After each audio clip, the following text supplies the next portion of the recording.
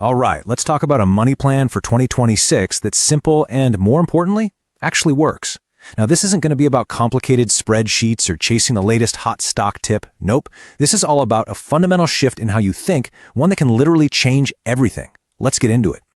And we're starting right here with this really powerful idea.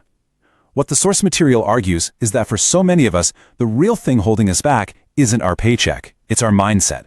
It's about thinking with a scarcity mentality, or just thinking too small.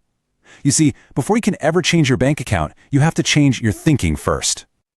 So here's our game plan. We'll start by digging into the real money problem. Then we'll figure out your wealth identity. From there, we'll actually build a financial blueprint, turn those ideas into action, and wrap up with why the basics, the fundamentals, are what matter most.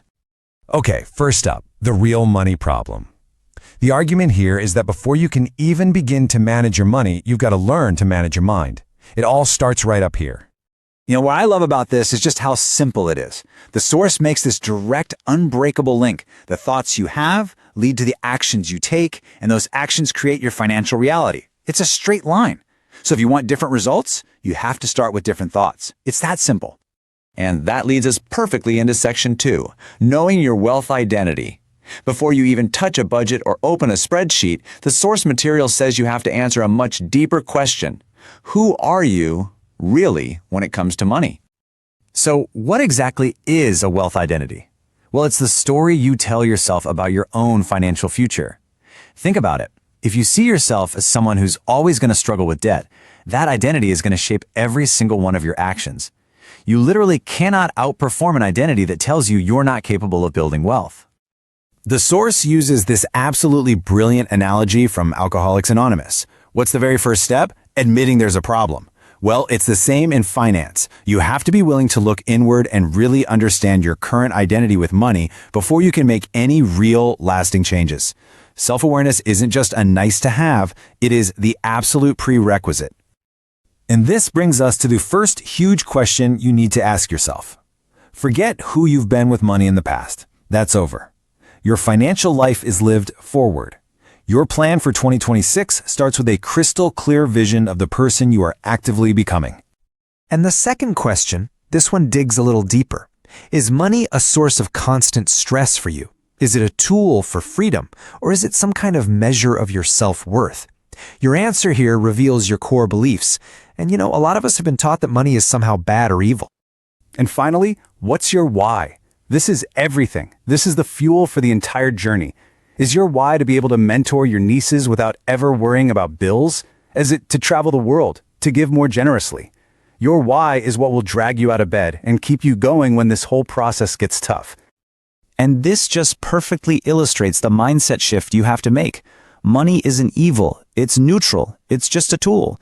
Just like fire, right? It can warm your home or it can burn it to the ground. Once you really see it that way, you can finally start using it to serve your goals instead of letting it control your emotions. Okay, so once all that internal work is done, we get to move on to Section 3, your financial blueprint. This is where we take that new identity and we turn it into a concrete, written plan of action. Your blueprint basically has 3 parts. Your vision, that's the long-term destination. Your mission, that's your immediate roadmap. And your goals, those are the specific milestones you're going to hit along the way.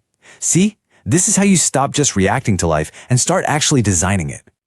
And here's the key difference, because it's so important. Your vision is the where. It's that North Star, what your life looks and feels like in 5 or 10 years without any financial stress.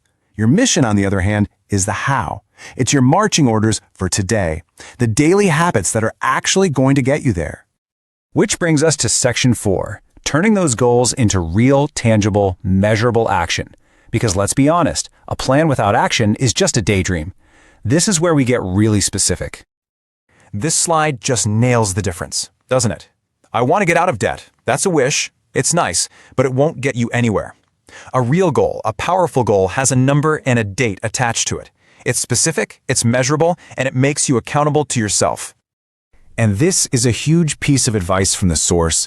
Please do not overwhelm yourself. Just focus on 1, maybe 2 really powerful goals at a time. Real progress is built on clarity and focus, not on a giant, messy to-do list. So, let's put it all together.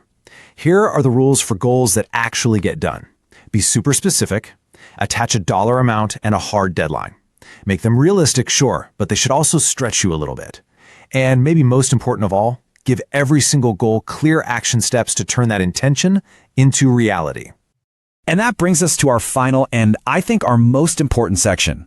All of this, the mindset, the identity, the plan, it's all about mastering the fundamentals. It's about learning how to dribble before you ever try to dunk. I love this metaphor. It is the core of this whole plan. So many people want the flashy result, right? The hot investment, the big crypto win, but they haven't done the boring work first. But if you look at the greatest performers in any field on earth, they are absolute masters of the basics. And this right here is the ultimate takeaway. What's the point of bringing in more money if you have terrible habits? It's just going to amplify the problem. True, lasting financial success is built on a rock-solid foundation of knowing who you are, having a written plan, and just executing on the basics day in and day out. And in the end, we circle right back to where we started. Your financial plan for 2026, it isn't just a document. It's a declaration. It's a statement about the person you are choosing to become. The work starts right now, and it starts with you. So the only real question left is, who will that person be?